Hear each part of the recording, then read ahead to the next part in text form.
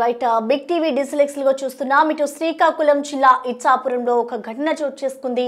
ఒక తల్లి నిర్వాకం 2 సంవత్సరాల తర్వాత బయటపడిందనే చెప్పుకోవాలి. ఒక బాలిక రజస్వల తర్వాత ఇంట్లో నుంచి బయటికి రాకుండా ఆ తల్లి ఇంట్లోనే కట్టడి చేసింది. ఆ చిన్నారి అంటే రజస్వాల అనంతరం ఎవరైనా ఏమైనా చేస్తారేమో అన్న భయంతో ఆమె ఇంట్లో నుంచి బయటకు కూడా తన కూతుర్ని బయటకు రానివ్వకుండా 2 ఏళ్లుగా ఇంట్లోనే ఉంచిన ఘటన ఇటు శ్రీకాకుళం జిల్లా ఇచ్చాపురంలో చోటు చేసుకుంది. బయటకు వస్తే ఏమైనా చేస్తారేమోననే భయంతో ఇటు బాలిక చదువుని సైతం తల్లి అయితే మాన్పించేసింది. అంటే బయట ఇప్పుడు సిచ్యువేషన్స్ కూడా బాగాలేదు. సో అందులోనూ వాళ్ళ తండ్రి కూడా లేడు అన్నట్లుగా కూడా తెలుస్తోంది. సో ఇంట్లో పెద్ద దిక్కు లేకపోవడం, అలాగే ఆడపిల్ల కావడంతో అసలు బయట సమాజం కూడా బాగాలేదు అన్న ఒక్క కారణంతో దాదాపు 2 సంవత్సరాలుగా ఆ ఇంట్లోనే ఇరుగు పొరుగు వాళ్ళకి కూడా కనిపించాలంత ఇబ్బందిగా ఆ ఇంట్లోనే ఆ చిన్నారిని ఆ తల్లి బంధించేసింది. 2 ఏళ్లుగా కూడా ఆ ఇంట్లో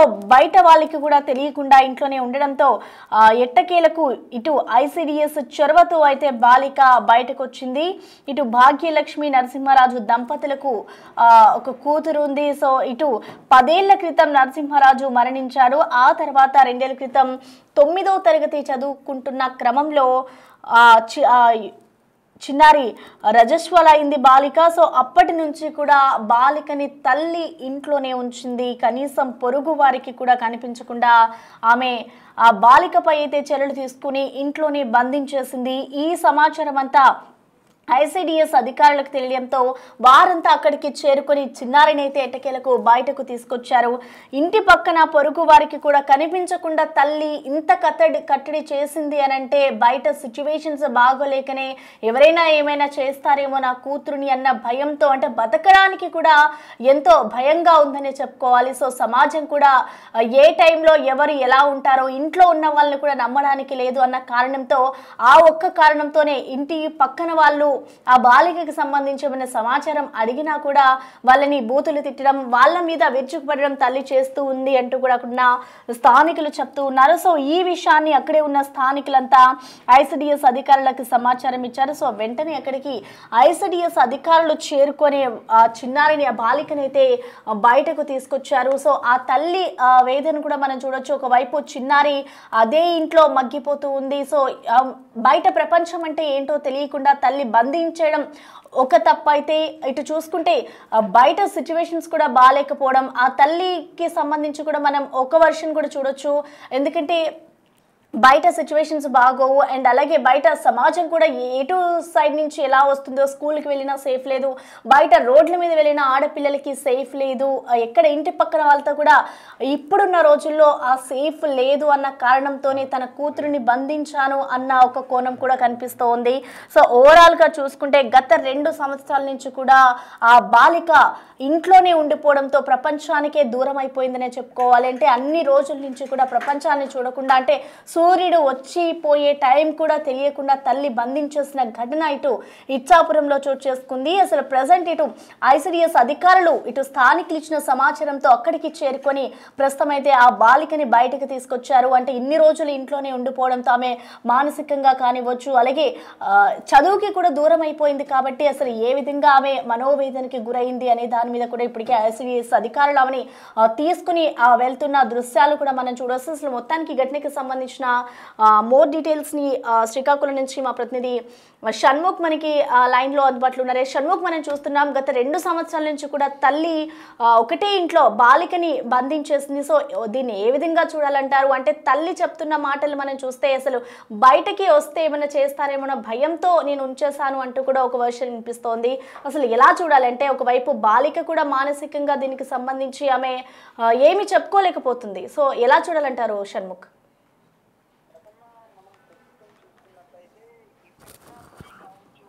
అంతరిక్షంలోకి వెళ్ళేటటువంటి ఈ రోజుల్లో కూడా మూఢనమ్మకాలు ఎంత బలంగా ఉన్నాయి అనే విషయం అనేది మనకి ఇక్కడ క్లియర్ గా తెలుస్తుంది. వాళ్ళ అమ్మాయి బయటికి వస్తే ఎలాంటి ఆఘాయిత్యం జరుగుతుందో, ఎలాంటి ప్రమాదం జరుగుతుందో అన్న ఒక అనుమానంతో, భయంతో ఆ అమ్మాయిని ఏకంగా 3 ఏళ్ల పాటు ఒకే రూమ్ లో బంధించి ఆ రూమ్ లోకే అన్నం కావచ్చు, కావలసిన ఆహార పదార్థాలు కావచ్చు, వీటన్నింటినీ అందించినటువంటి పరిస్థితి, ఒక చీకటి గదిలో బంధించినటువంటి పరిస్థితి.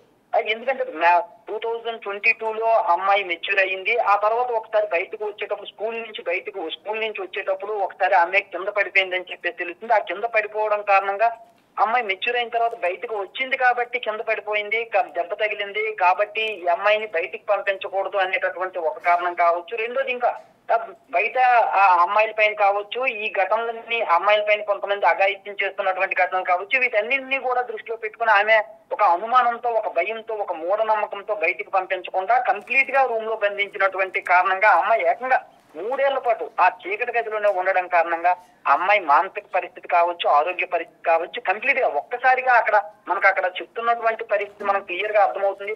ఒక్కసారిగా 3 ఏళ్ల తర్వాత ఒక్కసారిగా ఆమె ఒక సూర్యకిరణాలను కావచ్చు, వెలుతురుని కావచ్చు, వీటన్నింటినీ చూసినప్పుడు డోర్స్ ఓపెన్ చేసి ఆ సూర్యకిరణాలని వీటన్నింటినీ చూసినప్పుడు ఒక్కసారి భయాందోళనకు గురయ్యి నేను రాను అని ఆ అమ్మాయి అరుస్తున్నటువంటి పరిస్థితి. అంటే అక్కడ తీవ్రత ఎంత దారుణంగా ఉందనేది మనం అర్థం చేసుకోవచ్చు. అయితే ఈ 3 ఏళ్ల పాటు చుట్టుపక్కల ఉండే వాళ్ళు కూడా వాళ్ళ మదర్ ఎవరైతే ఉన్నారో, లక్ష్మి ఎవరైతే ఉన్నారో ఆవిడని అడిగేటటువంటి ప్రయత్నం చేస్తారో, అమ్మాయి ఎందుకు కనిపించట్లేదు, ఏం చేస్తున్నావు, ఏమైంది, అమ్మాయిని బయటికి ఎందుకు పంపించట్లేదు అనేటటువంటి అడిగేటప్పుడు ఈవిడ లక్ష్మి ఎవరైతే ఉన్నారో ఆ చుట్టుపక్కల వాళ్ళు క్వశ్చన్ చేసిన వాళ్ళని కూడా గట్టిగా వాళ్ళని తిట్టి వాళ్ళందరినీ కూడా మాకు సంబంధించిన విషయాల్లో మీరు ఇన్వాల్వ్ అవ్వాల్సినటువంటి అవసరం లేదు, ఎందుకు ఇన్వాల్వ్ అవుతున్నారని చెప్పేసి గట్టిగా రివర్స్ అవ్వడం కారణంగా ఎవరు కూడా ఇంకా సాహసం చేసేటటువంటి పరిస్థితి లేకుండా పోయింది. కానీ రీసెంట్ గా ధైర్యం చేసి చైల్డ్ కేర్ సెంటర్ కి ఫోన్ చేసి ఈ అమ్మాయి పరిస్థితి ఇలా ఉంది అంటే చైల్డ్ కేర్ సెంటర్ వాళ్ళు, ఇక్కడ స్థానికంగా ఉండే అధికారులు కావచ్చు, సివిల్ జడ్జి దగ్గర నుంచి, ఎంఆర్ఓ దగ్గర నుంచి, ఎంఈఓ దగ్గర నుంచి వీళ్ళందరూ కూడా, ఐసిడిఎస్ అధికారులు వీళ్ళందరూ కూడా వచ్చి ఓపెన్ చేసిన తర్వాత నిన్నటి పరిస్థితి అక్కడ మనకు విజువల్స్ లో కనిపిస్తున్నటువంటి పరిస్థితి అక్కడ నిన్న వీళ్ళందరూ అధికారులు వచ్చినప్పుడు జరిగిన పరిస్థితి. అయితే ఎస్, అంటే షణ్ముఖ్ ఇప్పుడు ఐసిడిఎస్ అధికారులు అయితే అక్కడికి చేరుకున్నారు కాబట్టి అసలు బాలికను ఎక్కడికి తీసుకుని వెళ్తున్నారు అంటే ఇటు తల్లితో మాట్లాడారా ఏమైనా, అసలు తల్లి ఏం చెప్తుంది అంటే ఇటు తల్లి వర్షన్ కూడా మనం చూడాలంటే మూఢనమ్మకం అని అనుకోవాలా లేదంటే భయంతో ఇంట్లో ఉంచింది అనుకోవాలా, ఎందుకంటే ఇప్పుడున్న రోజులు కూడా సెక్యూరిటీ లేదు కాబట్టి సో ఆ భయంతో కూడా ఇంట్లో ఉంచింది అని అనుకోవాలి, అసలు ఏ విధంగా చూడాలనుకోవాలి. అండ్ ఐసిడిఎస్ అధికారులు ఇటు తల్లితో మాట్లాడారా? అయితే ఆ అమ్మాయిని చైల్డ్ కేర్ సెంటర్ పంపించినట్టు, శ్రీకాకుళం చైల్డ్ కేర్ సెంటర్ కి పంపించినటువంటి పరిస్థితి, వాళ్ళ మదర్ పరిస్థితి, మానసిక పరిస్థితి కూడా బాగాలేదని చెప్పి ఆమెను వైజాగ్ మెంటల్ హాస్పిటల్ తరలించినటువంటి పరిస్థితి ప్రసన్న. అయితే వాళ్ళ మదర్, మీరు చెప్తున్నట్టు మదర్ వెర్షన్ చూసుకున్నట్టయితే ఆమె ప్రతిదాన్ని కూడా నెగిటివ్ గా ఆలోచించేటటువంటి ఆ మానసిక పరిస్థితి అనేది ఉందని చెప్పేసి కూడా అధికారులు ఇక్కడ గుర్తించారు. మామూలుగా మనం చెప్తూ ఉంటాం నీడను చూసి బెదురుతున్నారు అని చెప్పి, అంటే మన నీడను చూసి మనమే బెదురుతున్నాం, అంటే మనల్ని ఎవరో వెంటాడుతున్నారు అని చెప్పేసి బెదురుతున్నాం అనేటటువంటి ఒక సామెత ఉంది. అంటే ప్రతి ఒక్క విషయాన్ని కూడా ఇప్పుడు అక్కడ నిన్న ఆఫ్ ది రికార్డు అక్కడ ఆవిడ మాట్లాడుతున్నటువంటి విషయం, నన్ను నా పిల్లని ఇక్కడి నుంచి తీసుకొని వెళ్ళిపోతున్నారు, నా ఇంట్లో ఉండేటటువంటి వస్తువుని ఎవరో పట్టుకొని వెళ్ళిపోతారేమో అనేటటువంటి కూడా ఆమె అక్కడ చిన్న ఆందోళన వ్యక్తం చేసినటువంటి పరిస్థితి. అంటే ప్రతి దాన్ని కూడా భయంగా, అనుమానంగా చూసేటటువంటి ఆమె మానసిక పరిస్థితిని అధికారులు గుర్తించినటువంటి పరిస్థితి. అందుకే వాళ్ళు ఆ తల్లి ఎవరైతే లక్ష్మి ఎవరైతే ఉన్నారో ఆమెని మెంటల్ హాస్పిటల్ కి తరలించారు. ఇంకా ఈ అమ్మాయిని చైల్డ్ కేర్ సెంటర్ కి తరలించినటువంటి పరిస్థితి ఉంది Prasanna. Okay, right, thank you Shanmukh. So చూసుకోవచ్చు, ఇటు ఇచ్చాపురంలోని ఒక దారుణ ఘటన చోటు చేసుకుంది. అమ్మాయి మెచ్యూర్ అయిన తర్వాత తమ తల్లి ఆ బాలిక పట్ల అయితే మానసికంగా తీవ్ర ఆవేదనకు గురి చేస్తుందని చెప్పుకోవాలి. 2 సంవత్సరాల నుంచి కూడా ఆ పిల్ల బయటకి రాకుండా ఇంట్లోనే ఉండిపోయిన సిచ్యువేషన్ అయితే మనం చూడొచ్చు. సో ఇప్పటికే ఐసిడిఎస్ అధికారులు అక్కడికి చేరుకొని బాలికనైతే ఎటకేలకు బయటకు తీసుకొచ్చారు.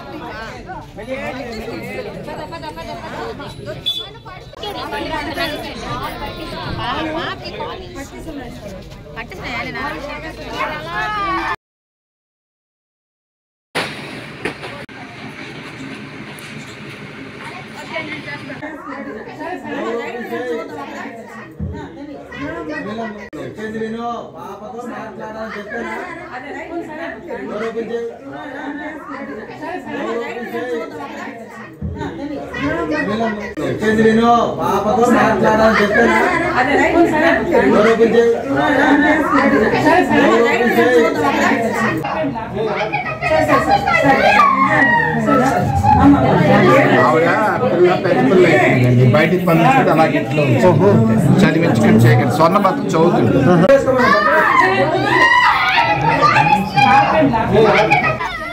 ప్రస్తుతం అయితే ఈ ఘటనకు సంబంధించి స్థానికులు ఇచ్చిన ఫిర్యాదు మేరకు ఐసిడిఎస్ అధికారులైతే ఇచ్చాపురం ఆ గ్రామానికి చేరుకొని బాలికనైతే బయటకు తీసుకొచ్చారు. బాలికని బయటకు తీసుకొచ్చిన అనంతరం అసలు ఐసిడిఎస్ అధికారులు ఘటనపై ఏం మాట్లాడుతున్నారు అనేది ఒకసారి చూద్దాం. నమస్కారం, నేను ఉలాల భారతి దివ్య, శ్రీకాకుళం జిల్లా మహిళా అధ్యక్షురాలు, అలాగే ఇక్కడ ఇచ్చాపురం మున్సిపల్ వైస్ చైర్పర్సన్. ఇక్కడ నిన్న జరిగినటువంటి సంఘటన, ఒక మహిళ వాళ్ళ కూతురికి అమ్మవారి సంబరాలు, మన స్వేచ్ఛత అమ్మవారి సంబరాల టైం నుంచి కూడా, అంటే అమ్మాయి ఎక్కడో కొద్ది కాలు జరిగి పడిపోతే అప్పటి నుంచి కూడా కొద్దిగా గృహ నిర్బంధం చేసి అలా చీకటి గదిలోనే ఉంచుతూ తనకి స్కూల్కి పంపించకుండా అంటే ఆ తల్లిగా తను ఏంటంటే ఒక మానసికంగా ఆవిడ ఏదో వేదన పడుతున్నారు. ఆ వేదన వల్ల ఏంటంటే ఆవిడకి ఎవరిని నమ్మకుండా, అందరి మీద అనుమానంతో, అంటే పాపని అసలు బయటకు పంపించకుండా మేము నిన్న ఇంటికి వెళ్ళేసరికి కూడా మొత్తం ఇల్లంతా కూడా చీకటిగా ఉంది, లైట్ లేదు, ఏమీ లేదు. ఒక లైట్ వేసేసరికి అమ్మాయి ఒక వెలుతును కూడా చూడలేని పరిస్థితి అయింది. అలాంటి, అంటే అమ్మాయి చాలా మంచి ఎడ్యుకేషన్లో కానీ చాలా మంచి భవిష్యత్తు ఉన్న అమ్మాయి. అంటే స్కూల్లో కూడా క్లాస్ ఫస్ట్ వచ్చేదంట. అటువంటి అమ్మాయిని అలా గృహ నిర్బంధం చేసేసరికి ఏంటంటే వాళ్ళ చుట్టాలు కావచ్చు, అలాగే మన ఉమెన్ ప్రొటెక్షన్ వాళ్ళు కావచ్చు, పోలీస్ వాళ్ళు కావచ్చు, ఐసిడిఎస్ వాళ్ళు కావచ్చు, అంగన్వాడీ ప్రతి ఒక్కరూ కూడా వచ్చి అమ్మ మీ పాపని పంపించండి అని చెప్పేసి అడిగినప్పటికీ ఆ పాపకి ఏం చేస్తారనో మరి, అంటే తన తల్లిగా తన కూతురుపై అతి ప్రేమ, అతి జాగ్రత్త, దానివల్ల ఏంటంటే ఆ అమ్మాయికి బయటికి తీసుకొచ్చేది కాదు.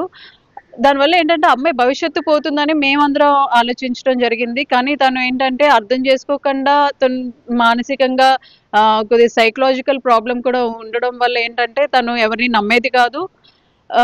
నిన్న వచ్చేసి మన చైల్డ్ లైన్ నుంచి మన జడ్జి గారికి జాస్మిన్ అనే ఆవిడ కంప్లైంట్ చేయటం, అలాగా ఐసిడిఎస్ వాళ్ళు, అలాగే ఎంఆర్ఓ గారు, మన ఐసిడిఎస్ డిపార్ట్మెంట్ మొత్తం అంగన్వాడీ టీచర్స్ అందరూ వచ్చారు, అలాగే లాయర్స్ వచ్చారు, జడ్జి గారు వచ్చారు, అలాగే మీడియా వాళ్ళందరూ కూడా వస్తే ఆ పోలీస్ వాళ్ళు ఉమెన్ ప్రొటెక్షన్తో ఆమె ఇంటికి వచ్చాం. ఇంటికి వచ్చేసరికి పరిస్థితి, ఇల్లు మాత్రం చాలా, అంటే ఎలా ఉంటుంది ఇంట్లో అన్నట్టు అనిపించింది. అక్కడే పడుంది. ఆ అమ్మాయికి చివరిన బాత్రూమ్ దగ్గర ఒక చీకటి గదిలోని పెట్టేసింది. అమ్మాయి అయితే బాగుంది కానీ కాలు నిజంగానే బాగుండలేదు ఆ అమ్మాయికి. ఏమో అప్పుడే కాలుకి దెబ్బ తగిలినప్పుడు అమ్మాయికి సరైన వైద్యం అందించుంటే ఈ రోజున అమ్మాయి చక్కగా స్కూల్కి వెళ్ళేదేమో. కాకపోతే ఆవిడ ఏంటంటే ఆ అమ్మాయికి దెబ్బ తగలడం అలాగ ఉంచాడు ఇంట్లో. ఆ అమ్మాయి కూడా కొద్ది సైకలాజికల్గా అంటే కొద్ది డిస్టర్బ్ అయ్యి వీక్ అయింది. సో నేను జడ్జి గారు కోర్టుకి తీసుకెళ్ళి వాళ్ళకి సరైన కౌన్సిలింగ్ చేశారు. కౌన్సిలింగ్ చేసినప్పటికీ కొద్దిగా ఆవిడ ఎవరిని నమ్మకుండా కొద్దిగా అంటే ఇదిగా మాట్లాడుతూ ఉండడంతో నిన్న దాదాపు ఒక 7-8 గంటలు అలా కౌన్సిలింగ్ చేశారు. చాలా ఓపిక మీద జడ్జి గారు చేశారు, అలాగే మేము చేసాం, అలాగే టీచర్స్ కానీ ఐసిడిఎస్ వాళ్ళు కానీ వీళ్ళందరూ ఎంత చెప్తున్నప్పటికీ ఆవిడ ఏంటంటే ఎవరిని నమ్మే పరిస్థితుల్లో లేదు. కనీసం ఏం తినకుండా తాగకుండా అలాగ నేను ఎక్కడ కూర్చోను, ఏమీ తినను, ఇలాగే ఉంటాను అని చెప్పి కొద్ది మొండి చేస్తూ ఆవిడ అలా ఉంటున్నారు. అయితే ఆ అమ్మాయి భవిష్యత్తు కోసమే ఇప్పుడు అందరూ కూడా చాలా కష్టపడుతున్నారు. అయితే ఈ రోజున జడ్జి గారు ఏంటంటే ఆవిడకి శ్రీకాకుళంలో ట్రీట్మెంట్ కోసం అక్కడ హాస్పిటల్ పంపించడం జరుగుతుంది. అలాగే ఈ అమ్మాయికి కూడా, ఈ అమ్మాయి మైనర్ కావడంతో ఆ అమ్మాయికి శ్రీకాకుళం ఇది చైల్డ్ హోమ్కి పంపిస్తున్నారు. సో అక్కడే ట్రీట్మెంట్ ఇస్తూ అమ్మాయికి చదివించడం అవన్నీ చేసి ఆ అమ్మాయి భవిష్యత్తు గవర్నమెంట్ బాధ్యత తీసుకొని వాళ్ళకి ఏంటంటే జడ్జి గారే మొత్తం ఈ ఆర్డర్స్ అన్నీ వేయటం వల్ల ఆ అమ్మాయికి భవిష్యత్తు అయితే బాగుంటుందని ఆశిస్తున్నాను. ఇలాగే అంటే ఈ రకంగా ఇంకెవరైనా కానీ, అంటే ఒక పిల్లల భవిష్యత్తు కోసం ఆలోచించి ఇంకెవరున్నా కానీ కొద్ది ముందరకు వచ్చి ఇలాంటి పరిస్థితి ఏమైనా ఉంటే కనుక తెలియజేయాలని కోరుకుంటున్నాం. Thank you.